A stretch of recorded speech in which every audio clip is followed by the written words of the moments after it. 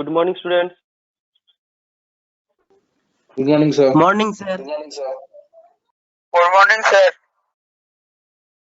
আচ্ছা, শোনা যাচ্ছে তো আমার কথা ক্লিয়ার? Yes, sir, শোনা যাচ্ছে। Yes, sir. Good morning.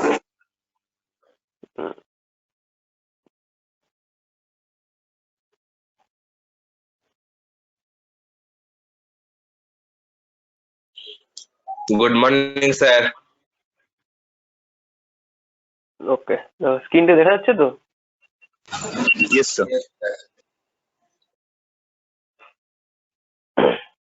Good morning, sir. Good morning.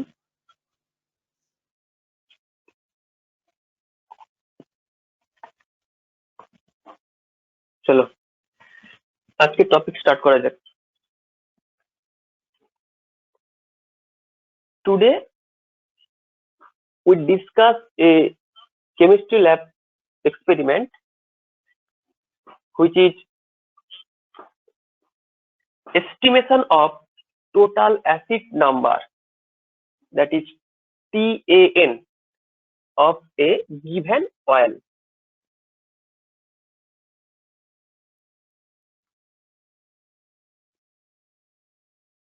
Total acid number. What is total acid number? The acid present in fat or oil is called the total acid number. This acid number is used to test the quantity of acidic component in an oil sample. অর্থাৎ কোনো একটা oil sample যদি তোমাকে দিয়ে দেওয়া হয়, সেই অয়েলের মধ্যে কোনো অ্যাসিডিক পার্ট যদি থাকে সেগুলোকে কি করা হয়, সেই টোটাল নাম্বার অ্যাসিডটা সেটাকে বলা হচ্ছে ওই ফ্যাট বা অয়েলের মধ্যে acid number. This test determines the amount of soluble or nearly soluble acid in a sample dissolved in a alcoholic solution. এই যে total acid sample oil sample নেওয়া হয়েছে কিংবা ফ্যাটের স্যাম্পলটা নেওয়া হয়েছে, তার মধ্যে যে অ্যাসিড গুলো রয়েছে মেনলি, সেই অ্যাসিড গুলো সলিউবল হয় কোথায়? কোনো অ্যালকোহলিক সলিউশন। এখানে আমাদের যে টেস্টটা করা হবে সেই টেস্টটাতে কি অ্যালকোহল ইউজ করা হবে? প্রোপানল ইউজ করা হয়। এই প্রোপানল একটা অ্যালকোহল যার মধ্যে যে টেস্টের অয়েলটা দেওয়া হবে সেটা কিন্তু সলিউবল হয়ে যাবে।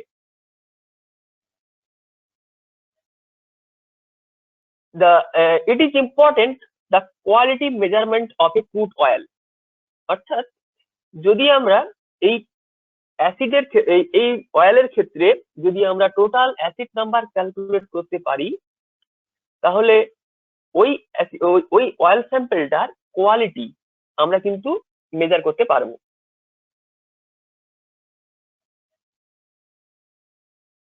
These acidic characters are caused by numerous chemicals. এই যে অয়েলের মধ্যে যে অ্যাসিডিক ক্যারেক্টার জেনারেট হচ্ছে, সেই অ্যাসিডিক ক্যারেক্টারটা জেনারেট হওয়ার কারণটা কি?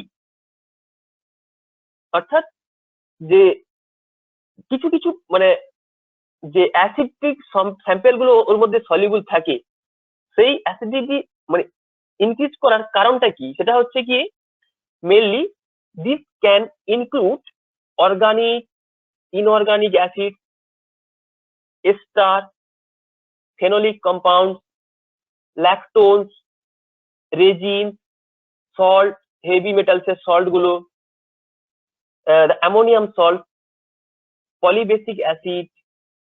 This type of compounds are present in the given sample oil or fat. Due to the presence of this compound, the acidity of the fat or oil arises. অর্থাৎ কোনো একটা acid oil sample বা fat sample যেটাকে তোমাদের test করতে দেওয়া হয়েছে তার মধ্যে অ্যাসিডিটি জেনারেট হচ্ছে কেন হচ্ছে, কি কি কম্পাউন্ড প্রেজেন্ট থাকলে এই অ্যাসিডিটিটা জেনারেট হয়। যেমন ধরো তোমার inorganic organic different type of acids আছে, এস্টার জাতীয় কম্পাউন্ড আছে, ফেনোলিক কম্পাউন্ড আছে, তারপর বলো ল্যাকটোন আছে, রেজিন থাকে, কিংবা কোনো ভারী মেটালের সল্ট গুলো থাকতে পারে, অ্যামোনিয়ামের সল্ট থাকতে পারে, কোনো পলিবেসিক অ্যাসিড থাকতে পারে। এই সমস্ত কম্পাউন্ড গুলো যখন প্রেজেন্ট থাকে সেক্ষেত্রে কিন্তু এই ফ্যাট বলো বা অয়েল বলো এদের অ্যাসিডিটি জেনারেট হয়। তুমি কি আমার কথা শুনতে পাচ্ছ? Yes, sir. Yes, sir. Yes, sir. আচ্ছা, Yes, sir. Okay okay okay.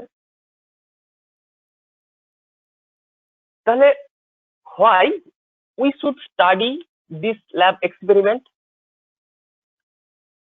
If we know the total acid number of the oil, then we know the oil is suitable or not to use in machine.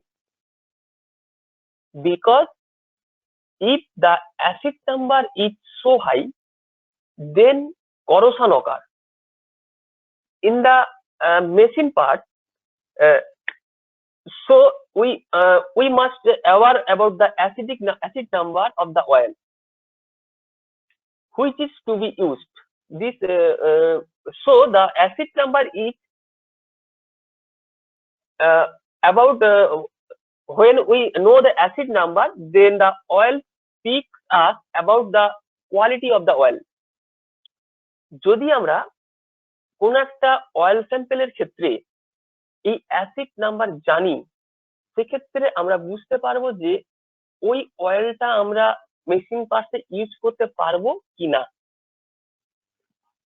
কারণ কি এই যে অয়েলটা use করা হচ্ছে সেটা কি হয়, অক্সিডাইজ হয়ে যায়, অর্থাৎ জারিত হয়। জারিত হয়ে কি করে এই মেশিন পার্টস গুলো হচ্ছে মধ্যে একটা বিভিন্ন রকম লিকুইড তৈরি করতে পারে, মানে গাম বা লকাস টাইপের কিছু লিকুইড তৈরি করে, যার ফলে ওই সারফেস এরিয়াটা রাবিং হতে থাকে সবসময়, দিলে করোশন হয়। ঠিক আছে, তাহলে যদি আমরা তাহলে কি এই অ্যাসিড নাম্বার বুঝতেই পারি সেক্ষেত্রে আমরা বুঝতে পারবো যে এই অ্যাসিড এই মানে অয়েলটা ইউজ করা সম্ভব কি সম্ভব নয়। এই রেসপেক্টে আমাদের এই এক্সপেরিমেন্টটা খুবই ইম্পর্টেন্ট, কারণ আমাদের অবশ্যই জানা দরকার যে অয়েলটা ইউজ করা সম্ভব কিনা। এটা কি বোঝা গেছে কি বলছি আমি? Yes, sir. Yes, sir. Yes, sir. আচ্ছা, these acidic constituents are usually present as additives or as degradation products formed during the services. অর্থাৎ দেখো এই যে অ্যাসিডিক কম্পাউন্ড গুলো যে প্রেজেন্ট আছে তার মধ্যে বিভিন্ন রকম ফ্যাট বলো আর অয়েল বলো এগুলো কি হিসাবে থাকে, একটা এক্সট্রা এজেন্ট হিসেবে থাকে, অ্যাডিটিভ প্রোডাক্ট হিসেবে থাকে। এই অ্যাডিটিভ প্রোডাক্ট গুলো থাকার ফলে কি হচ্ছে, কোয়ালিটিটা অর্থাৎ যে অয়েলের কোয়ালিটিটা ডিফারেন্ট টাইপ অফ হতে পারে, সেটা বেশি হতে পারে কিংবা কমও হতে পারে। যদি কখনো কোনো অয়েলের এই যে অ্যাসিড নাম্বারটা অনেক বেশি হয়ে যায় সেক্ষেত্রে কিন্তু সেই অয়েলটাকে কিন্তু ইউজ করা সম্ভব হয় না, কারণ ওটা ইউজ করলে খুব তাড়াতাড়ি ইঞ্জিন নষ্ট হয়ে যেতে পারে। এটা কি করে হয়, মেনলি যখন হচ্ছে কি এই অ্যাসিডের মধ্যে এই অয়েলের মধ্যে যে অ্যাসিড গুলো আছে ওই অয়েল যখন অক্সিডাইজ হয়, কার প্রেজেন্সে অক্সিডাইজ হয়, in presence of any alcohol. Oxidise হলে সেটা কি করে, তার মধ্যে যে সমস্ত ফ্রি ফ্যাটি অ্যাসিড আছে সেই ফ্রি ফ্যাটি অ্যাসিড গুলো আলাদা হয়ে যায়। তাহলে ওই অ্যাসিড যদি কোনো প্রকার আলাদা হয়ে যায় তাহলে ওই অ্যাসিড গুলো কি করে, আমি একটু আগে বললাম যে মেশিন ইঞ্জিনের পার্টসের উপরে বিভিন্ন রকম গ্যাদারিং করে, বিভিন্ন রকম আনওয়ান্টেড সাবস্টেন্স তৈরি করে, যার ফলে কি হবে, এই যে অয়েলের যে লুব্রিকেটিং পাওয়ারটা, সেই পাওয়ারটা কিন্তু কমে যায়। লুব্রিকেটিং পাওয়ার কমে গেলে কি হবে, বেশি পরিমাণ ফ্রিকশন হবে আর রাবিং হতে থাকবে কন্টিনিউ। সেই Yes, রাবিং sir. হলে কি হবে, হ্যাঁ রাবিং হলে কি হবে, মেশিন পার্টস গুলোর হচ্ছে ডিফরমেশন হবে, অর্থাৎ তাদের ফরমেশনটা থাকবে না, অর্থাৎ করোশন হতে বা করোটেট হতে থাকবে। বোঝা গেল কি বললাম? Yes, sir. হুম।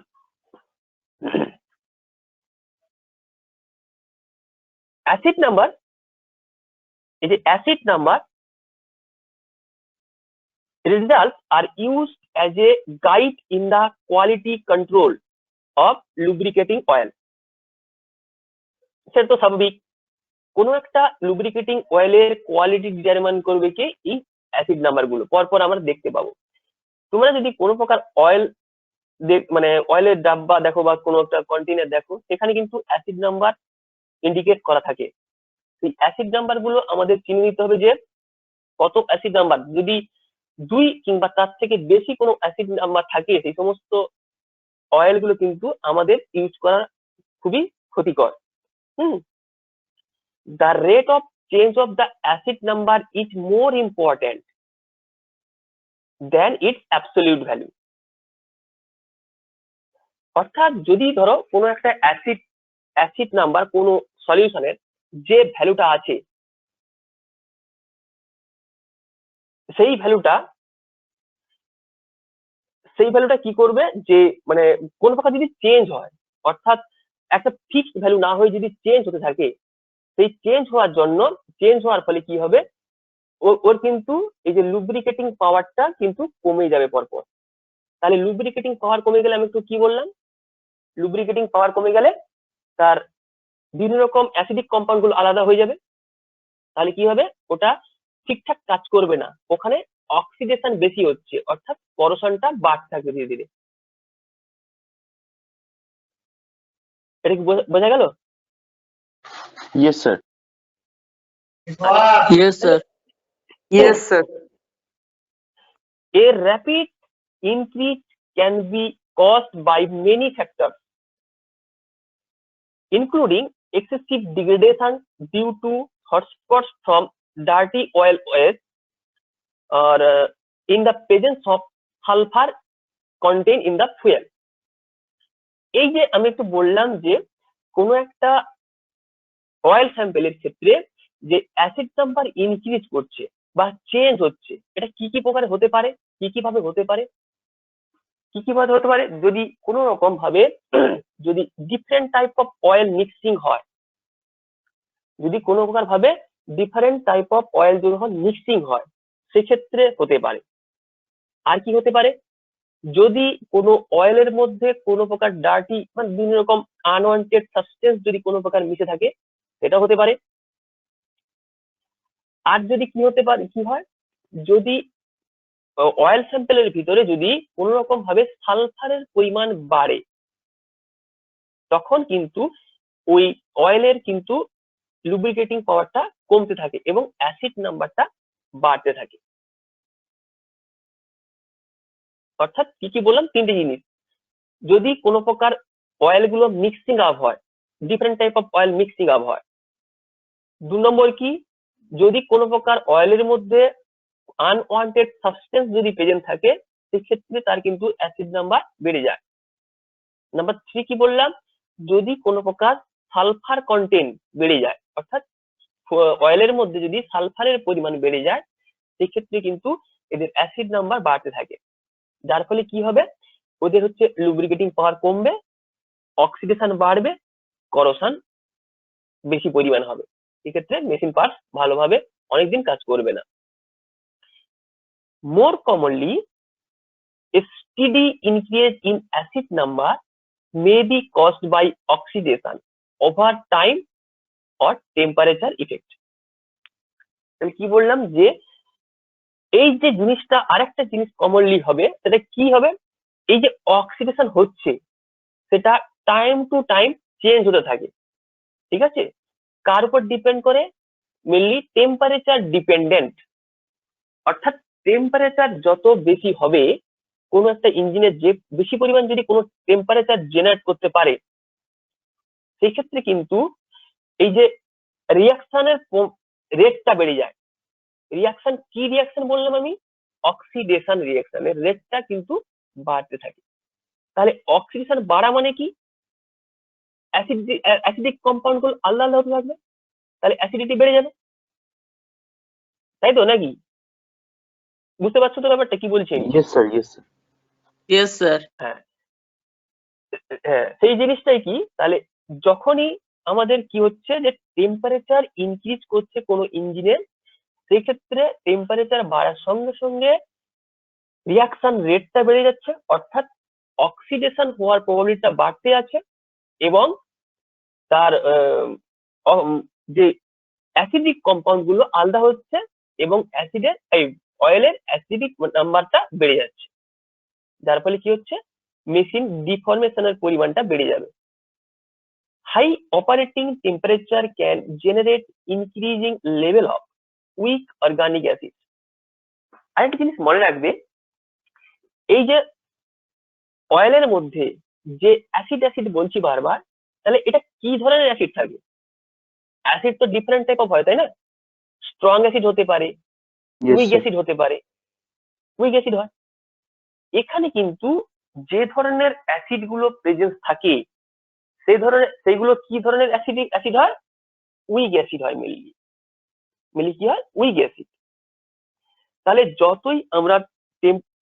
যতই টেম্পারেচার ইনক্রিজ করবে ইঞ্জিনে, সেই ক্ষেত্রে কিন্তু এই উইক অ্যাসিড গুলো বেশি বেশি পরিমাণে কি হবে? আলাদা হতে থাকবে। তাহলে কি বললাম? আলাদা হবে কিভাবে? কি রিয়াকশন হয়? অক্সিডেশন রিয়াকশন হয়। এই অক্সিডেশন রিয়াকশন হলে এই অ্যাসিডিক কম্পাউন্ড গুলো আলাদা হতে থাকবে। এই অ্যাসিড গুলো কি? উইক অ্যাসিড, এবং মেনলি হচ্ছে অর্গানিক অ্যাসিড, ঠিক আছে? কারণ কি, এই যে এই অয়েল গুলো এক্সট্রাকশন করা হয় কোথায়? কোথা থেকে পাওয়া যায়? মেনলি বিভিন্ন রকম অর্গানিক সোর্স থেকে পাওয়া যায়, তাই তো নাকি? বিভিন্ন রকম অর্গানিক সোর্স থেকে Yes, sir. অয়েল গুলো পাওয়া যায়। সেই Yes, জন্য sir. এই অয়েল, হ্যাঁ, এই অয়েল গুলোতে মূলত উইক অর্গানিক অ্যাসিড গুলো প্রেজেন্ট থাকে। Oils with a high acid number will form undesirable gums or locus on the metal surface. অর্থাৎ এই যে রিয়াকশন হওয়ার পর যতই তোমার অ্যাসিড গুলো আলাদা হতে থাকবে, সেক্ষেত্রে কি হবে? মেটাল সারফেসের উপরে এটা বিভিন্ন রকম আনওয়ান্টেড কম্পাউন্ড তৈরি হতে থাকবে। যেমন কি হতে পারে? লকাস হতে পারে, গাম জাতীয় হতে পারে। তাহলে চিটচিটে ভাব চলে আসে। অর্থাৎ যদি একটা স্টিকি ভাব চলে আসে, মানে কি, মেশিন পার্টস গুলোকে স্মুথ ভাবে তোমাকে কাজ করতে দেয় না, তাই না? আটকে রাখে। তাহলে আটকে রাখলে তত বেশি কাজ করবি না। তাহলে সোজা কথা যে যখন বিভিন্ন রকম এই যে আনওয়ান্টেড সাবস্টেন্স গুলো যখন সারফেসের উপরে চলে আসে বা জেনারেট হতে থাকে, সেক্ষেত্রে মেশিনের এফিসিয়েন্সি কমে যায়, ঠিক আছে? এটা কখন হবে? যখন অ্যাসিড নাম্বারটা বেড়ে যাবে। High acid numbers are also associated with increased viscosity of pumping losses the system corrosion, specially in the presence of water. আরেকটা জিনিস তোমাদের মনে রাখতে হবে, কি হবে যে যদি কোনো প্রকার এই অয়েল গুলোর সঙ্গে তেল মিশে যায়, মানে এই জল মিশে যায়, জল মিশে গেলে কি হবে? সেক্ষেত্রে কিন্তু এই করোশনের পরিমাণটা বেড়ে যায়। কারণ কি, এর ভিসকাস ফোর্স বা সান্দ্রতা পরিমাণটা বেড়ে যায় অয়েলের, যার ফলে কি হবে? অয়েলটা স্মুথ হয় না, অনেকটা মোটা মোটা টাইপের হয়ে যায়। বোঝা গেল কি? স্মুথ না হলে কি হবে? ওই অয়েল খুব ইজি ভাবে কাজ করতে পারবে না, যার ফলে কি হবে? করোশনটা ইনক্রিজ করে যায়। এটা কখন হয় বললাম? ইন প্রেজেন্স অফ ওয়াটার, যখন জল যদি কোনো প্রকার এই অয়েল গুলোর সঙ্গে মিশে যায় সেক্ষেত্রে এর ভিসকস ফোর্সটা বেড়ে যাবে এবং সেটা স্টিকি হয়ে যায়। স্টিকি বলতে কি, একটু মোটা মোটা টাইপের হয়ে যায়, দিলে অত স্মুথলি কাজ করতে পারে না। Yes, sir. ঠিক আছে, তাহলে এ combination of compounds with a wide variety of corrosion properties contribute to the acid number। এই যে এত কিছু ভ্যারাইটি আমরা দেখছি পুরোটা, যেখানে অ্যাসিড নাম্বার নিয়ে এত এত কথা বলা হচ্ছে, যে অ্যাসিড নাম্বার কি কাজে লাগে, তাহলে যে কোনো একটা অয়েল স্যাম্পেলের কোয়ালিটি ডিটারমাইন করার জন্য আমাদের অবশ্যই এই অ্যাসিড নাম্বারটা কাউন্ট করা দরকার। ঠিক আছে, এই অ্যাসিড নাম্বারটা কি? হ্যাঁ হ্যাঁ, হ্যালো স্যার, বলছি যে আপনি কোন স্লাইডে আছেন? একটা স্লাইডে টোটাল অ্যাসিড নাম্বারই আছে। ও, দেখতে কি? ঠিক আছে ঠিক আছে, আসলে তুমি যেটা বলছো এর মধ্যে এ নেই তো, ওটা ডিসকাশন চলছে, ঠিক আছে? হ্যাঁ স্যার, ওটাই না না, আমরাও ভাবছিলাম। স্লাইড এটা আমি একটা শো করা আছে। হ্যাঁ, হ্যাঁ, এটা আমি একটু মানে ডিটেলস তোমাদের বলছি ব্যাপারগুলো। স্লাইডে এটা নেই, বা ডিটেলস বলছি। স্লাইডে লেখা আছে যেটা, সেই লাইনগুলোর হচ্ছে প্রত্যেকটি লাইনের একটা যে মানে মানে একটু ইলাবোরেট করা হচ্ছে। বোঝা যাচ্ছে কি বলছি আমি? Yes, sir, বোঝা যাচ্ছে। Yes, sir. তাহলে কি হলো যে এই হ্যাঁ হ্যাঁ, এই টোটাল অ্যাসিড নাম্বার তাহলে কি জন্য আমরা ক্যালকুলেট করব? যে কোনো একটা মানে অয়েল স্যাম্পেলের তার কোয়ালিটি কেমন হবে সেটাকে আমরা ডিটারমাইন করার জন্য এই টোটাল অ্যাসিড নাম্বার আমাদের অবশ্যই ক্যালকুলেট করা দরকার।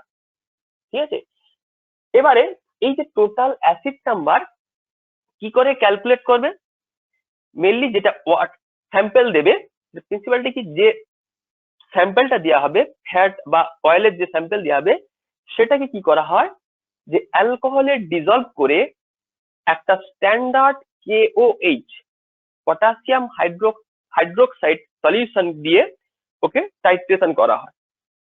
ঠিক আছে, তো এখানে টাইট্রেশন যে মেন ফ্যান্ডাতে কি, যেখানে এই যে অয়েল স্যাম্পেলের ভিতরে যে ফ্যাটি অ্যাসিডটা আছে সেটা কি হয়, ইন প্রেজেন্স অফ অ্যালকোহল এটা কি হয়ে যায়, যে ফ্যাটি অ্যাসিড গুলো আলাদা হয়ে যায়। আমাদের ডিটারমাইন করতে হবে কি, যে কতগুলো এই অ্যাসিড আলাদা হলো, সেই অ্যাসিডকে আমরা টাইট্রেট করব এগেইনস্ট এ স্ট্যান্ডার্ড KOH অর্থাৎ পটাশিয়াম হাইড্রোক্সাইড সলিউশন দিয়ে টাইট্রেশন করব। টাইট্রেশন তো তোমরা আগেই পড়েছো, স্যার ডিটেলস বলবেন আরেকবার। Yes, সেই টাইট্রেশন করার জন্য কি দরকার হয়, টাইট্রেন্ট দরকার হয়, আর আর এখানে হ্যাঁ অ্যানালাইট দরকার হয়, এবং একটা কি লাগে, ইন্ডিকেটর এন্ড পয়েন্ট দেখানোর ইন্ডিকেটর জন্য। লাগে এন্ড পয়েন্ট দেখানোর জন্য। এখানে সেই টাইট্রেশনের ইন্ডিকেটরটা কি হবে, ফেলপথ্যালিন। ঠিক আছে, ফেলপথ্যালিন দিলে একটা কালার দেখতে পাবো, সেই কালার দেখে আমরা এন্ড পয়েন্টটা, এখানে 3 কালার দেখতে পাবো, তো দেখতে পেলে ওখানে আমরা এন্ড পয়েন্টটা ডিটেক্ট করতে পারবো। সেখান থেকে ভ্যালু নিয়ে কত কত লাগলো সেটা ভ্যালু নিয়ে আমরা এটাকে ক্যালকুলেশন করবো একটা। স্যার বলবেন কিভাবে ক্যালকুলেশন করতে হয়, সেই জিনিসগুলো একটু দেখে নেব। আর এই যে টোটাল যে ল্যাবটা বললাম, এখানে তোমাদের কিছু জানার আছে? বুঝতে পেরেছি স্যার। আচ্ছা, এই হলো মোটামুটি আমাদের পুরো ল্যাব এক্সপেরিমেন্ট আছে। স্যার হ্যাঁ হ্যাঁ বলো। স্যার বলছি, আপনি যে ডিটেলস গুলো বললেন ওই ফার্স্ট স্লাইডের থেকে, স্যার ওইগুলো থেকে কি আমাদের মানে ভাইভাতে কোশ্চেন করা হতে পারে? কারণ স্যার ওইগুলো তো নোট করিনি স্যার, মানে যা বলেছেন এমনি শুনে নিয়েছি। সেগুলো তোমাদের যখন থিওরি লিখতে দেওয়া হবে না, ওর মধ্যে কিছু দিয়ে দেওয়া হবে। ঠিক আছে, যখন থিওরিটা লিখবে তার মধ্যেই দিয়ে দেবো। Okay okay okay sir, okay thank you sir. হুম হুম। তো এই স্যার এই পরবর্তী পার্টটা কি শুরু করবেন? হুম, ঠিক আছে ঠিক আছে। আচ্ছা, আমি একটু স্ক্রিন শেয়ারটা করি। ও বাবা,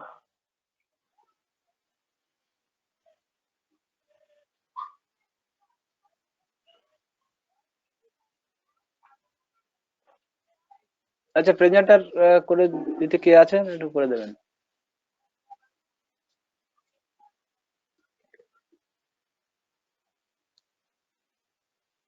শেয়ারিং অপশনটা একটু দিয়ে দেবেন কে আছেন, সুদীপ বাবু বা শুভ স্যার যিনি আছেন একটু দিয়ে দিন ওটা। আচ্ছা, স্যার বলো নীলাঞ্জন, কিছু বলছো? স্যার মানে বলছিলাম রবিশঙ্কর স্যার প্রেজেন্টার ছিল, উনি তো আপনাকে বানিয়ে দিতে পারতেন স্ক্রিন প্রেজেন্টার। আচ্ছা,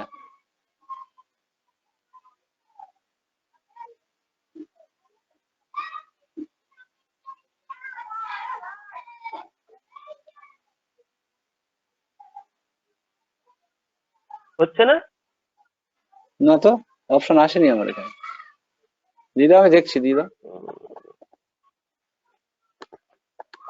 আচ্ছা, তো এই ল্যাবটা তোমরা যেটা এতক্ষণ শুনলে খুবই ইজি, ঠিক আছে, এবং খুব শর্ট টাইমে এটা কমপ্লিট করা যায়, ঠিক আছে, খুবই ছোট ল্যাব, একটা ছোট একটা টাইট্রেশন। তো আমাদের এখানে মেন টার্গেট কি না, কোনো স্যাম্পল লুব্রিকেন্ট তার মধ্যে কত অ্যাসিড মলিকিউল আছে সেটাকে খুঁজে বের করা। কোন অ্যাসিড? সেটা ফ্যাটি অ্যাসিড, ঠিক আছে।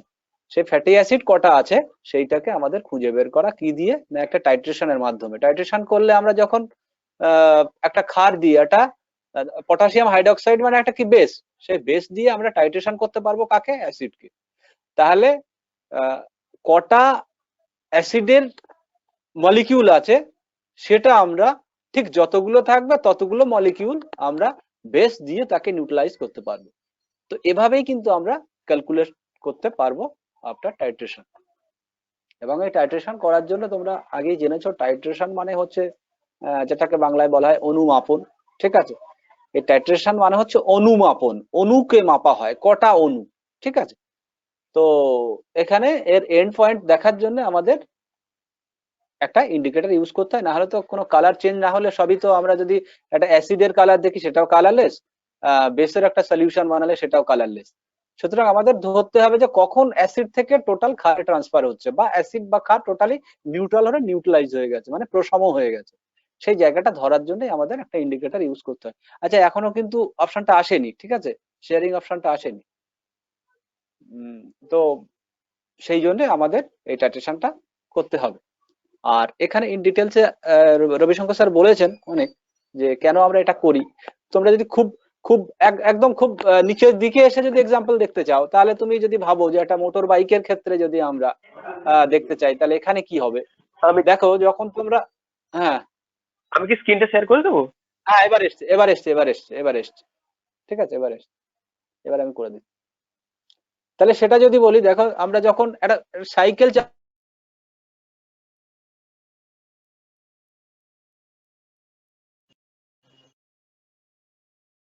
Sir you are not audible. Network কিছু প্রবলেম হচ্ছে সম্ভবত, না? একটু ওয়েট করো।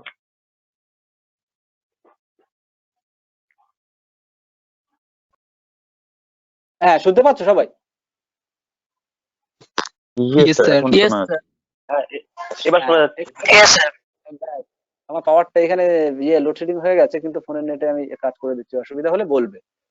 তো সেক্ষেত্রে আমরা কি করি, একটু লুব্রিকেন্ট বা কোনো একটু অয়েল আমরা দিয়ে দিই, দিলে কি হয় সেটা আবার স্মুথ চলতে থাকে।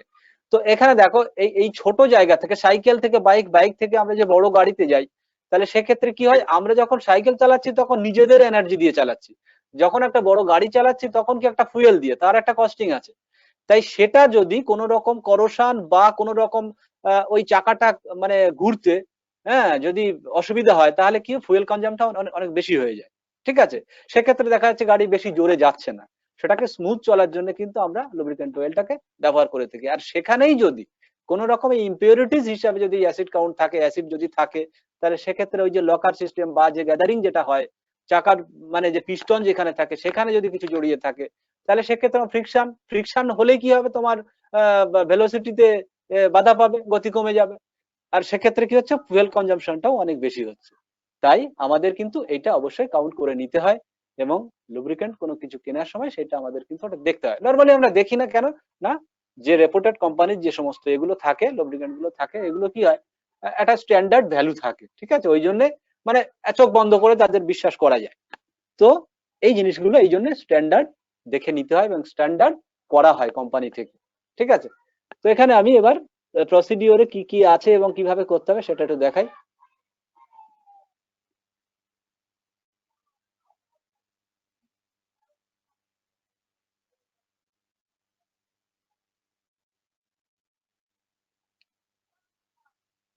আবার হয়তো একটু প্রথম থেকেই আসবে, ঠিক আছে। আমি আমি ফরওয়ার্ড করে যাচ্ছি। দেখতে পাচ্ছ সবাই? আচ্ছা তো একটু yes sir. Yes, sir. Sir okay principal. এবারে আমরা মেটেরিয়ালস এন্ড ইনস্ট্রুমেন্ট, এখানে আমরা খুবই চেনা জিনিস সব, ঠিক আছে। তাহলে তোমাদের আইডিয়াটা ক্লিয়ার হলো তো কেন আমরা অ্যাসিড কাউন্ট করতে যাই বা কেন করার দরকার হয় ইয়েস স্যার। ইন্ডাস্ট্রিয়াল ক্ষেত্রে বা বিশেষ করে Yes, sir. অটোমোবাইলের ক্ষেত্রে তো অনেক খুব বেশি দরকার, ঠিক আছে। এখানে দেখো আমাদের প্রথম নিচ্ছে কি প্রোপানল, প্রোপানেল নয়, ঠিক আছে, প্রোপানল। এটা তোমরা ক্লাস 10-এ যদি করে থাকো অবশ্যই সেখানে দেখেছো, বা তারপরে যদি 11-12 থাকে সেখানেও দেখে থাকবে। প্রোপানল মানে প্রোপেন অন অল, প্রোপানল, ঠিক আছে। এটা হচ্ছে কি, এটা একটা হচ্ছে অ্যালকোহল। অল মানে কোন গ্রুপ? OH হাইড্রোকার্বনের, মানে তোমার অ্যালকোহল গ্রুপের কোনটা? প্রোপেন অন অল, এটাই হচ্ছে প্রোপানল, ঠিক আছে। অল মানে কি? OH, ওয়ান পজিশনে তিনটে কার্বন। প্রোপেন মানে কটা কার্বন? তিনটে কার্বনে কি থাকে? আর ফার্স্ট যে কার্বন, 1 নাম্বার কার্বনে কি অল গ্রুপ বা OH গ্রুপ থাকে, সেটাই হচ্ছে প্রোপানল। এভাবে যদি পরপর বাড়াতে থাকো, মিথানল, তারপরে ইথানল, প্রোপানল, বিউটানল, ঠিক আছে। তো আমরা এখানে যেটা নিচ্ছি সেটা কোনটা? প্রোপানল, ঠিক আছে। তারপর লাগবে কি? ফেনোল্যাফথ্যালিন। এটা অবশ্যই বুঝতে পারছো কি ইন্ডিকেটর হিসেবে আমরা নেব। Oil sample, yes. দেখতে পাচ্ছ এখানে দুটো স্যাম্পল দেওয়া আছে। আচ্ছা, তারপরে লাগবে কি আমাদের টাইট্রেশনের ইনস্ট্রুমেন্ট, একটা অ্যাপারেটাস, একটা কি না বিউরেট, হ্যাঁ। আর তার সঙ্গে আমরা নিচ্ছি স্ট্যান্ডার্ড KOH সলিউশন। এই KOH মানে কি? Potassium hydroxide. এটা স্ট্রং বেস না উইক বেস? একটু আওয়াজ দাও। স্ট্রং বেস না week base potassium hydroxide? Strong strong base. Base sir, strong base. এটা হচ্ছে স্ট্রং বেস, এটা হচ্ছে তীব্র ক্ষার, ঠিক আছে। আচ্ছা, এরপরে লাগছে আমাদের পিপেট নিতে হবে। এখন পিপেট আউট করতে হবে। আচ্ছা, পিপেট আউট Yes, করতে হবে কোনটা? আমরা যেটা হচ্ছে অয়েল, যেটা সেটার এটা পিপেট আউট করে আমরা নিয়ে নেব, ঠিক আছে। আচ্ছা, এরপরে লাগবে কি? Conical flask. Sir conical voice flask, break করছে আপনার। ভয়েস ব্রেক করছে না? আচ্ছা দাঁড়াও একটু। স্যার এখন ঠিক আছে। ঠিক আছে। ইয়েস স্যার ঠিক আছে।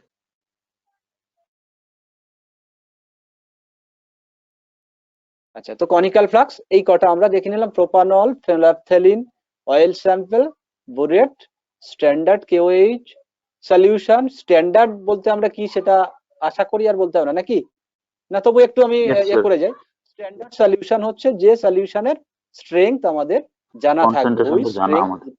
কনসেন্ট্রেশন আমাদের জানা আছে, সেটাই হচ্ছে স্ট্যান্ডার্ড সলিউশন। আর পিপেট আর নিচ্ছি কনিক্যাল ফ্লাক্স, ঠিক আছে। এইগুলো আমাদের অ্যাপারেটাস লাগছে, ঠিক আছে। আর কেমিক্যালস কি কি লাগলো? একটা হচ্ছে স্যাম্পল অয়েল নিলাম, পটাশিয়াম হাইড্রোক্সাইড নিলাম, আর কি ফেনোল্যাফথ্যালিন ইন্ডিকেটর নিলাম, আর প্রোপানল। অ্যালকোহল কোনটা নিলাম? হ্যাঁ, প্রোপানল নিলাম। প্রসিডিওরে স্যার একটা কোয়েশ্চেন আমরা, ছিল স্যার। হ্যাঁ বলো। স্যার বলছি ওই বলো। অয়েল স্যাম্পল, ওটা ওটা স্যার কি অয়েল? এটা এই যে যে কালারের অয়েলটা দেখছো বাম দিকে যেটা আছে, ওটা মোস্ট প্রবাবলি এটা ক্লোভ Mainly অয়েল, ঠিক আছে। ক্লোভ অয়েল, এগুলো মেনলি এগুলো ভেজিটেবল অয়েল ইউজ করা হয়। হ্যাঁ, এটা Depend on vegetable oil, vegetable ঠিক oil. আছে। ওকে ওকে ওকে স্যার ওকে। স্যার আপনার স্ক্রিনের ওই কিন্তু যে যে কোনো টাস্ক অয়েল বারটা আপনার হয়ে আছে, দেখা যাচ্ছে না তো? আপনার স্ক্রিনটা টাস্ক বার অন হয়ে আছে। হ্যাঁ স্যার, ওটা অন হয়ে আছে। স্যার আপনি সোয়াইপ আপ করে দিন। হ্যাঁ স্যার, স্ক্রিনটা দেখা যাচ্ছে না। এটা দেখা যাচ্ছে তিনটার না। উপরে টাস্ক বারটা খুলে আছে। হ্যাঁ আচ্ছা আচ্ছা আচ্ছা, তার মানে ওটা স্টপ হয়ে গেছে, আমি করে দিচ্ছি ওটা, দাঁড়াও। একটু প্রবলেম হচ্ছে।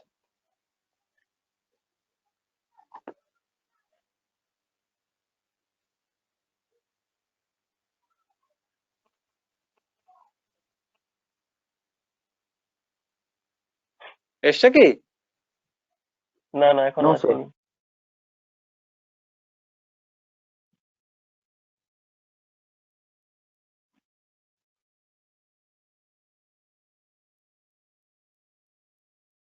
হ্যাং হয়ে গেছে পুরো।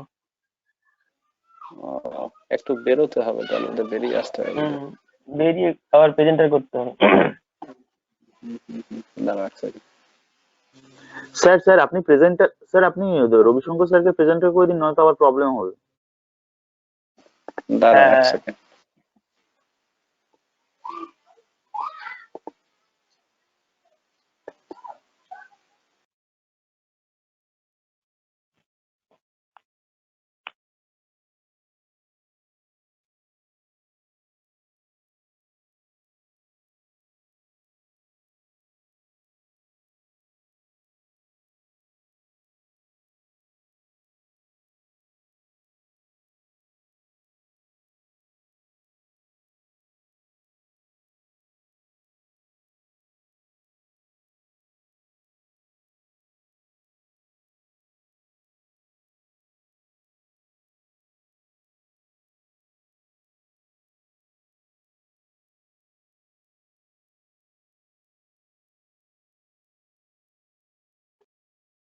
এবার একটু অপশনটা দিয়ে দাও তো।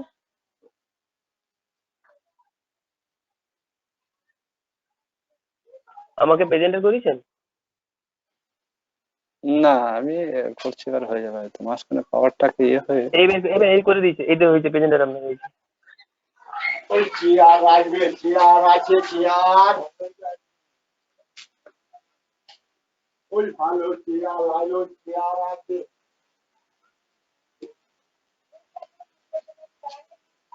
চেয়ার আসবে, চেয়ার।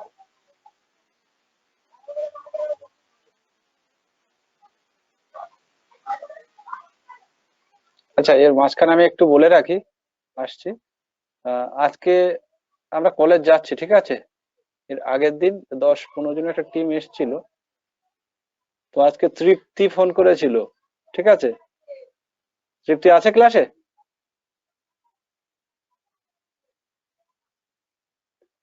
দেখা যাচ্ছে? স্যার এটা কি আমাদের ল্যাব স্যার? হ্যাঁ হ্যাঁ দেখা যাচ্ছে। হুম হুম। হুম তোমাদেরই। ওই যে তো মানে ওই যে আজকে অ্যাপ্রন পড়ার যিনি করাচ্ছেন, আমাদের মানে আপনি স্যার, রথিন স্যার, ওটা ওই না না যা না না না না না, এটা একটা মানে ওটা আলাদা করে সেট করা ই হয়েছে। করা হয়েছে। তোমরা এলেই ও করা আচ্ছা হবে আচ্ছা, স্যার বুঝেছো? মনে হচ্ছে যেন স্যার মানে তোলা একদম কলেজ থেকে, কলেজের ল্যাব থেকে। হ্যাঁ হ্যাঁ। এই আগের দিন নীলাঞ্জন, আগের দিনের ওই এটা পাঠিয়ে দেওয়া হয়েছে, তোমরা বলছিলে যে যে ব্লু হ্যাঁ স্যার, কালার হ্যাঁ যে স্যার আমি দেখেছি ডিফারেন্সটা স্যার, হ্যাঁ হ্যাঁ দেখেছি, দেখতে হ্যাঁ স্যার, পেয়েছো? হ্যাঁ স্যার দেখেছি, ভালো লেগেছে স্যার দেখে। হ্যাঁ, স্যার। হ্যাঁ। যাই হোক, ওটা কিন্তু অরিজিনালি আমরা করে তুলে দিয়েছি, ঠিক আছে? আচ্ছা, ইয়েস স্যার, ইয়েস স্যার। এবারে বলি। আহ, পরের দিন আসার কথা, শনিবারে কয়েকজন আসার কথা বলছিলে, কিন্তু শনিবার, শুক্র শনিবার হয়তো আমাদের ওই আছে, ঠিক আছে, জব ফেয়ার আছে। ওই জন্য আজকে দুপুরে আমাকে একটা ফোন করবে যারা আসতে চাইছো, ঠিক আছে? এই উইকের মধ্যে ফোন করে নেবে, তাহলে আমি 2টোর পরে একবার জানিয়ে দেবো যে আদৌ ক্লাস আমরা করতে পারবো, অ্যারেঞ্জ করতে পারবো কিনা। এখন জব ফেয়ার চললে তো প্রচুর স্টুডেন্ট থাকবে একসঙ্গে, জবের জন্য ইন্টারভিউ ব্যাপার স্যাপার থাকবে, ঠিক আছে? আচ্ছা, এবারে আসি। তাহলে প্রসিডিওর, আমরা প্রথম কি করছি না, weight 10 gram of oil sample into 250 ml conical flux. Wet and transfer the sample to a 250 ml conical flux. তাহলে তোমরা প্রথম 10 গ্রাম কি নিচ্ছ, স্যাম্পল অয়েল নিয়ে সেটাকে একটা কনিক্যালের মধ্যে প্লেস করছো। করার পর এর মধ্যে আমাদের কি করতে হবে না, alcohol, add 50 ml of alcohol solution. কোন অ্যালকোহলটা নিচ্ছি আমরা? Propanol, propanol. ঠিক আছে? হ্যাঁ, এটা 50 ml আমরা নিলাম এই কনিক্যাল ফ্লাক্সের মধ্যে।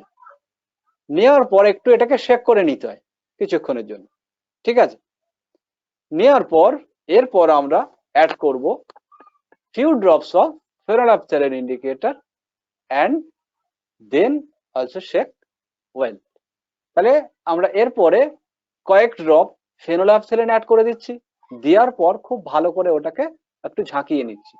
কেন এটা করে নিতে হবে না, ফেনোলাফথেলিন দেওয়ার পর এটাকে একটু শেক করে নিতে হয়, বা অ্যালকোহলটা এই দুটো মিক্স করার পর ভালো করে শেক করতে হয়। তার কারণ যদি একটা জায়গাতে থেকে যায়, কেন না অয়েলটা তো একটা হাই ডেনসিটির, একটু বেশি ডেনসিটি থাকে, এর ডেনসিটি অনেক বেশি থাকে, তাই কি হয় এটা একটা জায়গাতে গিয়ে পড়ে থাকবে, কিন্তু ওটা ইউনিফর্মলি সব জায়গায় না থাকলে যখন আমি টাইট্রেশন করতে যাব তখন একটা জায়গাতে কালারটা চেঞ্জ হতে থাকবে, বাকিটা কিন্তু হবে না।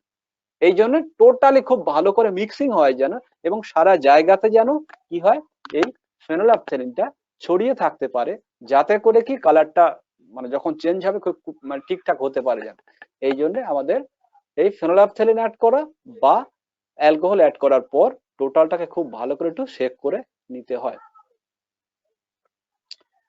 এরপর আমরা কি করছি, বুরেটটাকে রিন্স করে নেব কি দিয়ে না 0.1 নরমাল পটাশিয়াম হাইড্রোক্সাইড সলিউশন দিয়ে। ঠিক আছে, এটা এখানে এই এটা লেখা নেই, এই পয়েন্টটা এখানে লেখা নেই, আমি বলে দিচ্ছি। তার কারণ কি, আমরা এখানে নেওয়ার পর কিন্তু তারপরে ফিল আপ করতে হয়। তার কারণ তো আমরা জানো, এটা রিন্স করার একটা কিন্তু খুব বড় একটা ইম্পর্টেন্স আছে। কেন না, আদার্স কিছু যদি ওখানে সলিউশন থেকে যায় তাহলে কিন্তু মানে তার ইম্পিউরিটিস থাকার কারণে কিন্তু আমরা ঠিকঠাক রেজাল্ট নাও পেতে পারি। যদি কোনো এই যে পটাশিয়াম হাইড্রোক্সাইড 0.1 নরমাল নিচ্ছি, এটা অনেকবার বলা হয়েছে, তবু আরো বলি, এরকম শুনতে শুনতে তোমাদের যেন টোটালি পরিষ্কার হয়ে যায় যে এখানে যদি একটু কিছু ওর মধ্যে থেকে যায়, ওয়াটার যদি থেকে যায় তাহলে কি, বা আদার্স কোনো স্ট্যান্ডার্ড সলিউশন আমরা ইউজ করেছি সেটা যদি থেকে যায় তাহলে কিন্তু এর যে স্ট্রেংথ, অ্যাকচুয়াল স্ট্রেংথ সেটা কিন্তু চেঞ্জ হয়ে যাবে, হয় ডাইলুশন হতে পারে বা ডেনসিটি বেড়ে যেতে পারে, অথবা কি হতে পারে স্ট্রেংথ বেড়ে যেতে পারে, অথবা কি হতে পারে যদি ওর মধ্যে কিছু অ্যাসিড থেকে থাকে তাহলে যেই আমরা বেস ঢোকাচ্ছি তাহলে কিন্তু কিছুটা অংশ নিউট্রালাইজ করে দেবে, তাহলে এক্সাক্ট ভ্যালু যে স্ট্রেংথ যেটা ছিল সেটা কিন্তু চেঞ্জ হয়ে যাবে। তাই প্রথম আমাদের বুরেট রিন্স করে নিতে হবে যে সলিউশনটা এখানে আমরা ফিল আপ করবো। তো এখানে আমরা ফিল আপ করছি কোনটা দিয়ে না পটাশিয়াম হাইড্রোক্সাইড, তাই আমাদের আগে ওই 0.1 নরমাল পটাশিয়াম হাইড্রোক্সাইড দিয়ে একটু রিন্স করে নিতে হবে। ক্লিয়ার? এই 0.1 নরমাল KOH Yes, sir. মানে কত, মানে কত 1/10, মানে পটাশিয়াম হাইড্রোক্সাইডের মলিকিউলার ওয়েট যত তার 10 ভাগের 1/10 যতটা হবে ততটা যদি আমরা 1 লিটার সলিউশন বানাই পটাশিয়াম হাইড্রোক্সাইডের, তাহলে সেটাই হচ্ছে 0.1 নরমাল KOH। ঠিক আছে, এই KOH এর নরমাল সলিউশন মোলার সলিউশন কিন্তু একই হবে। কেন বলো তো, নরমাল সলিউশন করতে যতটা লাগবে মোলার সলিউশন করতেও কিন্তু যদি একই পরিমাণ বানাই তাহলে একই লাগবে। কেন, কেউ কি বলতে পারবে?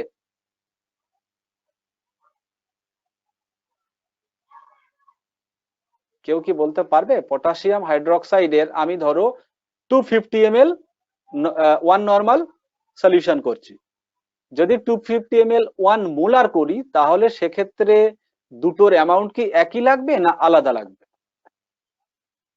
একটু চিন্তা করে কেউ একটা আনসার দাও, তারপরে বাকিটা আমি ঠিকটা বলে দেবো যদি কেউ পারো। আলাদা স্যার। একই লাগবে না আলাদা লাগবে বলছো, তাই তো? আচ্ছা, আর কেউ? হ্যাঁ,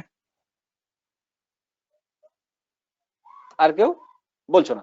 আচ্ছা, আমি বলে দিচ্ছি আলাদা না, ওটা একই লাগবে। তার কারণ এখানে আমরা কি দেখো, এর ইকুইভ্যালেন্ট ওয়েট যখন তুমি বের করতে যাবে তখন এর মলিকিউলার ওয়েট বাই এর কত আয়ন কত থাকে, এর পটাশিয়াম আয়ন কে প্লাস কত, একটাই কে প্লাস, Yes, তাই sir. তো? তাহলে এর ডিভাইডেড কত হবে, মোলার মাসকে আমি কত দিয়ে ভাগ করব, তাহলে আয়নসের পরিমাণ তাহলে 1 দিয়ে ভাগ করবে, 1 দিয়ে ভাগ করবে। তার মানে কি মলিকিউলার ওয়েট যত সেটাই হচ্ছে নরমাল সলিউশন বানাতে গেলেও কিন্তু সেই পরিমাণই দরকার হচ্ছে। ক্লিয়ার হয়েছে না হয়নি? Yes, sir, বুঝেছি। Yes, sir. ঠিক আছে, এর ইকুইভ্যালেন্ট ওয়েট মোলার মাস দুটো কিন্তু সেম হয়ে যাচ্ছে, সুতরাং আমরা নরমাল সলিউশন বানাতে গেলেও যে একটা নির্দিষ্ট অ্যামাউন্টের বানাতে গেলে যা লাগবে আমরা কিন্তু যদি মোলার সলিউশন বানাই তাতেও কিন্তু সেই একই লাগবে। ঠিক আছে, তাহলে আমরা কত 0.1 মোলার পটাশিয়াম হাইড্রোক্সাইড সলিউশন দিয়ে রিন্স করার পর বুরেটটাকে রিফিল করলাম। ঠিক আছে, নতুন করে পুরো ফিল আপ করলাম, একদম জিরো থেকে আমরা দেখে নিলাম। নেওয়ার পর এবার আচ্ছা তোমরা বলো যে এখানে ফেনোল্যাফথেলিন যখন আমরা অ্যাড করছি তখন কালারটা কি হবে? ফেনোল্যাফথেলিন মানে আমরা প্রথম হবে। কনিক্যাল ফ্লাক্সের মধ্যে কনিক্যাল, আমাকে ফিনিশ করতে দাও। কনিক্যাল পিঙ্ক ফ্লাক্সের কালার মধ্যে আমাকে বলতে দাও, কোশ্চেনটা বলতে দাও। কনিক্যাল ফ্লাক্সের মধ্যে কি নিলাম? স্যাম্পেল অয়েল নিলাম। নেওয়ার পর তার মধ্যে আমরা অ্যালকোহল দিলাম, দেওয়ার পর ফেনোল্যাফথেলিন দিলাম। এবারে কি কালার হবে বল? ফেনোল্যাফথেলিন দেওয়া পর্যন্ত কি কালার হল? আমরা কি করলাম? স্যার শেক প্রথম করার আগে sample- মানে ফেনলফথেলিন দিয়ে হ্যাঁ, না, আমরা শেক করছি, শেক যখন করছি তখন কালারটা কি হবে? আবার বলছি, পিঙ্ক কালারই তো প্রথম হবে। স্যাম্পেল নিলাম, আমি বলছি স্যাম্পেল অয়েল, তার মধ্যে অ্যালকোহল নিলাম, নেওয়ার পর তার মধ্যে ফেনোল্যাফথেলিন দিয়ে এবার শেক করলাম। তাহলে কালারটা এই পর্যন্ত কালারটা কি দেখতে পাবে? কালারটা কিন্তু পিঙ্ক কালার হবে না। তার কারণ কি? আমরা ওখানে অ্যাসিডের মধ্যে কিন্তু ফেনোল্যাফথেলিন নিয়েছি, অ্যাসিডে কিন্তু phenolphthalein colourless. At the end point colour will colourless to কি চেঞ্জ হবে? Pink. At the end point faint pink colour will appear. Clear? কেন না আমরা বুলেট থেকে তো কি অ্যাড করছি? Potassium hydroxide. তার মানে ওর মধ্যে ছিল অ্যাসিড, সেই অ্যাসিডকে আমরা নিউট্রালাইজ করছি কোনটা দিয়ে? পটাশিয়াম হাইড্রোক্সাইড দিয়ে। বোঝা গেছে না যায়নি? ইয়েস স্যার, বুঝতে পেরেছি। তাহলে প্রথমে যখন আমরা স্যাম্পেলের মধ্যে দিচ্ছি তখন কিন্তু কালারটা কালারলেস থাকবে, তখন অ্যাসিডে দিয়েছি। আর ফেনোল্যাফথেলিন অ্যাসিডে হচ্ছে কালারলেস। কেন কালারলেস? ওর পিএইচ এর মান কত? 8 to 10। ও 8 to 10 এ না গেলে কিন্তু ওর কালার চেঞ্জ হবে না। যখনই পটাশিয়াম, যদি আমি ধরে নিই ওর মধ্যে 4খানা অ্যাসিডের মলিকিউল আছে, তাহলে আমি 3টে দেওয়া পর্যন্তও কিন্তু কালারলেস থাকবে। মানে কে? পটাশিয়াম হাইড্রোক্সাইড দেওয়ার পর 4th যখন পড়ছে তখন কিন্তু ওটা কালারলেস হচ্ছে। কেন না? ওটা টোটালি নিউট্রাল হয়ে গেল। আর নিউট্রাল সলিউশনেও কিন্তু ফেনোল্যাফথেলিন কালারলেস।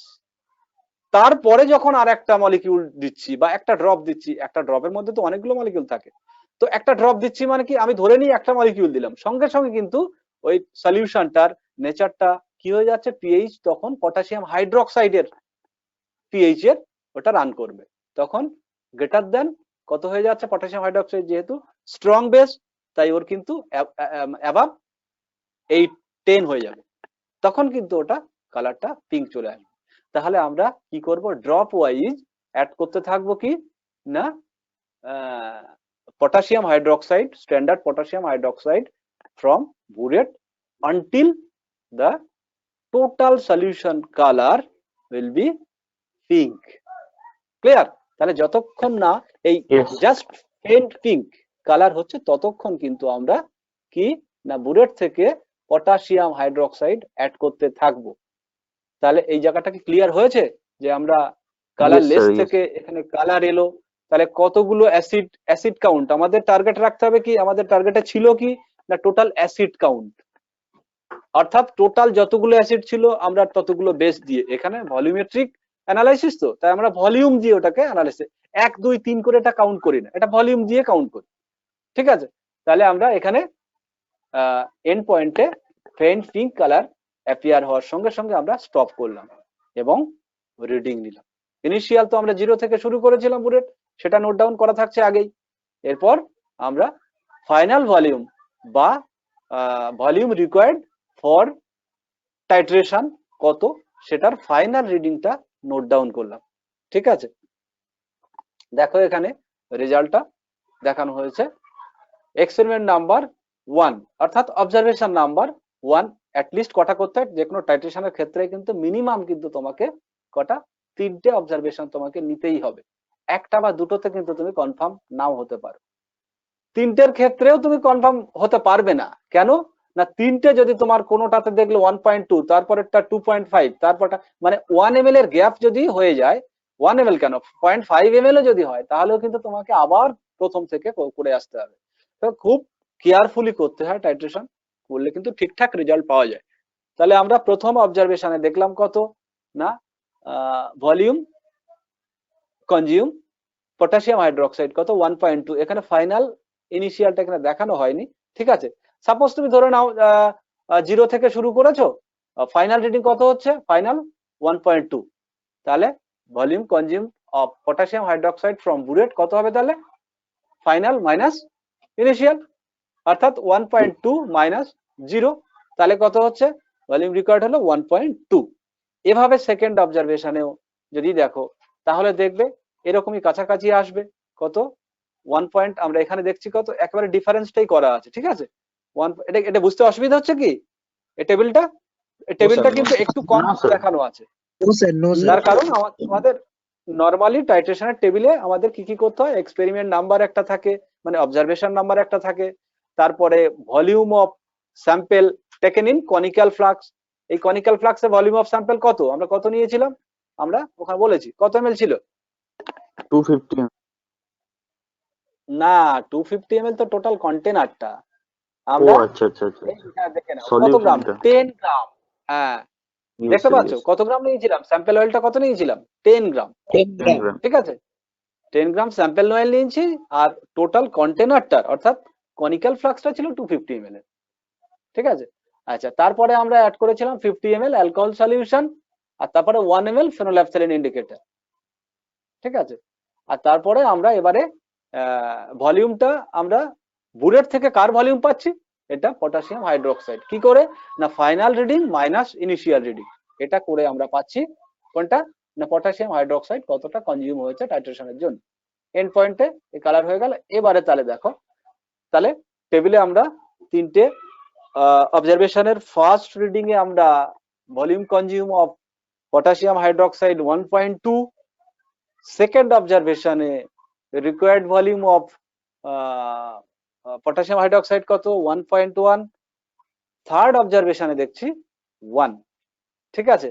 তার মানে একটু 0.1 করে এখানে কমেছে, তাহলে আমরা ধরে নিতে পারি খুব ক্লোজই আছে।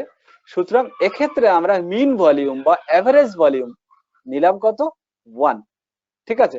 বা 1.2, Yes, এটা sir. খুব বেশি ডিফারেন্স হবে না, তুমি 1 বা 1.1টাও নিতে পারো, ঠিক আছে?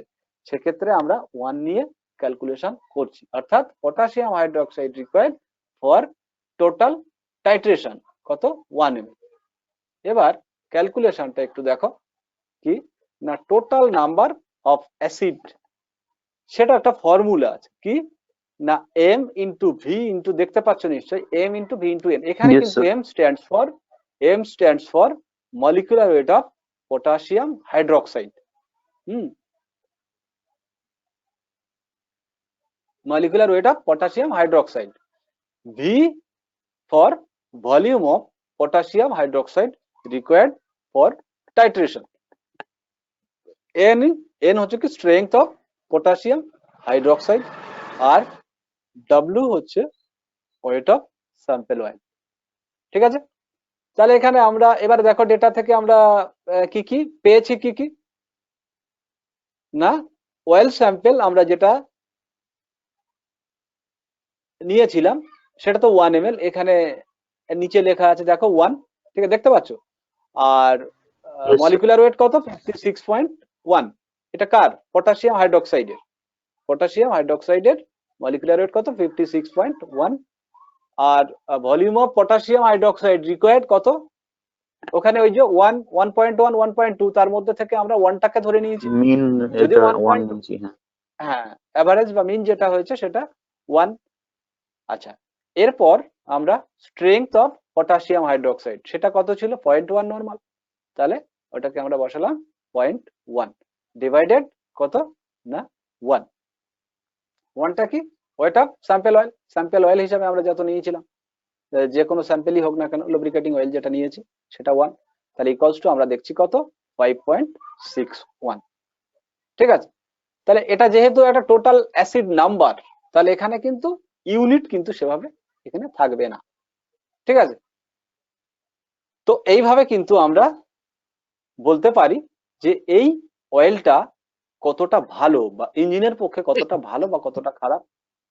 এখানে এর একটা স্ট্যান্ডার্ড চার্ট থাকবে নিশ্চয়ই, যে কত রেঞ্জের হলে আমি সেই অয়েলটাকে একটা ফ্রেশ অয়েল বলতে পারবো। আসলে অ্যাকচুয়ালি ক্রুড অয়েল থেকে রিফাইন্ড করে কিন্তু রিফাইন্ড অয়েল তৈরি করা হয়। তো এই রিফাইন্ড করতে গেলে কিন্তু এই জিনিসগুলো দেখতে হয়, ঠিক আছে? কত অ্যাসিড নাম্বার আছে সেগুলো রিমুভ করতে হবে কি করে, এই সমস্ত কিন্তু দেখে তবে অ্যাসিড কাউন্ট করা হয়, এবং অ্যাসিড কাউন্টের উপরে ডিপেন্ড করে সেই তেলের গুণগত মান, এই যে কোয়ালিটি কতটা ভালো কতটা খারাপ সেটা কিন্তু ঠিক করা হয়। ঠিক আছে, তো এভাবে আমরা কি করতে পারি, টেন বা টোটাল অ্যাসিড নাম্বার কোনো একটা স্যাম্পল অয়েলে আমরা করতে পারি। ঠিক আছে, ক্লিয়ার সবার কাছে? এক্সপেরিমেন্টটা করতে Yes, গেলে অসুবিধা হবে না তো? এক্সপেরিমেন্টটা কেমন মনে হচ্ছে, খুব ইজি sir. নাকি না খুব কঠিন? ইজি স্যার, টাইট্রেশন গুলো খুব একটা কঠিন তো নয়, যতগুলো টাইট্রেশন হয়েছে, টাইট্রেশন শুধু ওই ইয়েটা বাদে, টাইট্রেশনটা ওই সেই কঠিন না, শোনো, ভলিউমেট্রিক। টাইট্রেশন করতে গেলে খুব ভালো করে যে জায়গাগুলো একটু খেয়াল রাখতে হয়, এই যে রিন্স করার সময় কোনো যেন কন্টামিনেশন, একটা সলিউশন আর একটা সলিউশনের নাম এসে, এইটা খেয়াল রাখতে হবে। তারপরে তোমাকে খেয়াল রাখতে হবে যে টাইট্রেশন করার সময় কিন্তু একদম ড্রপ ওয়াইজ যেন সলিউশনটা ঠিকঠাক ভাবে সলিউশনের সঙ্গে মিক্স আপ হয়। তারপরে তোমাকে খেয়াল রাখতে হবে কি, যে আমার এই যে কনিক্যালের মধ্যে যখন আদার স্যাম্পল নিচ্ছি তখন যেন আগে থেকে সেখানে কিছু না থাকে, তাহলে কিন্তু অ্যাকচুয়াল ভ্যালু আমরা পাবো না। অনেক ক্ষেত্রে দেখা যায় ঠিকঠাক হচ্ছে না, এই সমস্ত কারণেই কিন্তু ঠিক হয় না। তার কারণ তুমি একটা স্যাম্পল যে কন্টেনার থেকে সেটা স্যাম্পলটা কিন্তু ঠিক আছে, তাহলে এখানে এসে তোমার ভুল হওয়ার কারণটা কি? তার মানে এখানেই তুমি যখন নিচ্ছ বা কোনো কিছু অ্যাড করতে যাচ্ছ সেখানেই কিন্তু ভুলটা থেকে যায়।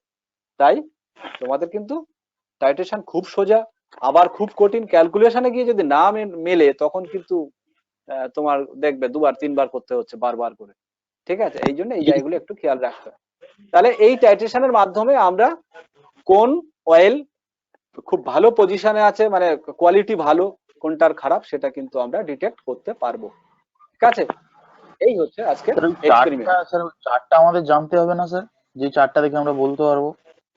নরমালি হয় না এটা, এটা যে চার্ট দেখে ওই চার্টটা কিন্তু দরকার হয় না, তার কারণ মেনলি মেনলি তোমাকে হয়। হ্যাঁ, মেনলি হচ্ছে 2 থেকে 2.5, হ্যাঁ 2 থেকে 2.5, এর থেকে নিচে যাদের হবে তারা সব গুড কোয়ালিটি হয় আর কি। এর বেশি হলে এগুলো কোয়ালিটি কমতে থাকে। ওকে স্যার, ওকে। ঠিক আছে, তাহলে আজকে আমরা এই পর্যন্ত ক্লিয়ার করছি, আর তোমাদের এই লেখাটাও দিয়ে দেওয়া হবে। আর আগের লেখাগুলো কমপ্লিট হয়ে গেছে সবার মোটামুটি? ওটা কমপ্লিট হয়নি, একটু বাকি আছে কয়েকটা। আচ্ছা, পরে তোমরা বোধহয় টিএলসি টা বোধহয় দেওয়া হয়নি, আমি ওটা ইয়ে করে দিয়েছি সম্ভবত, লাস্ট যেটা দিয়েছে টিএলসি তো বোধহয় নাকি? হ্যাঁ স্যার, দিয়ে দিয়েছেন ইয়েস স্যার, আপনি। ইয়েস স্যার, থিন লেয়ার হ্যাঁ, ক্রোমাটোগ্রাফিটা দিয়ে দিয়েছি, আজকে ওটাকে কি করে কেউ নাও। আসছে নাকি? টিএলসির পরে ডিও আছে স্যার, ডিও। হ্যাঁ স্যার। ডিওটা দেওয়া হয়নি না?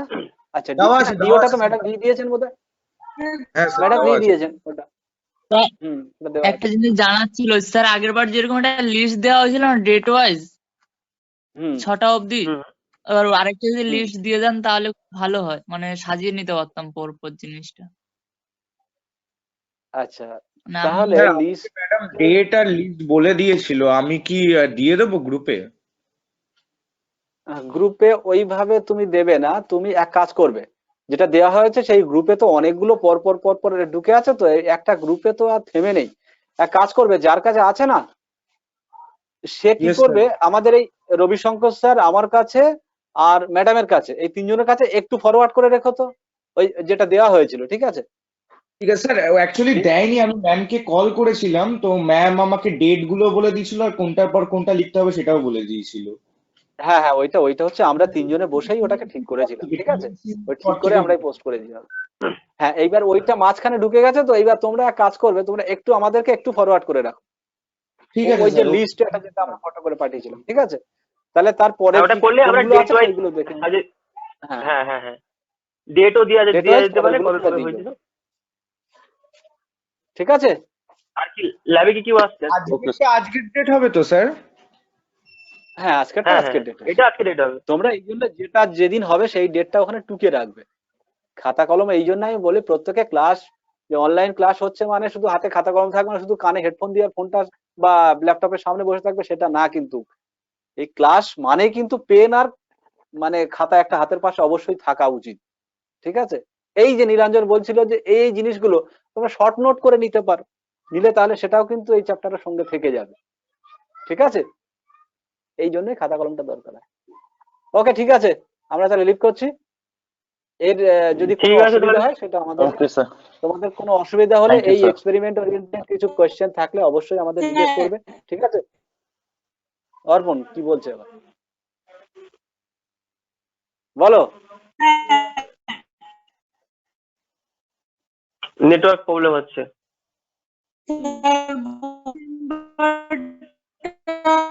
কিছু বোঝা যাচ্ছে না। আচ্ছা কিছু একটা প্রবলেম হচ্ছে অর্পণ, প্রবলেম হচ্ছে তুমি আমাদের কাউকে একটা ফোন করো, ঠিক আছে? ফোন করে নাও, ফোন করে নাও।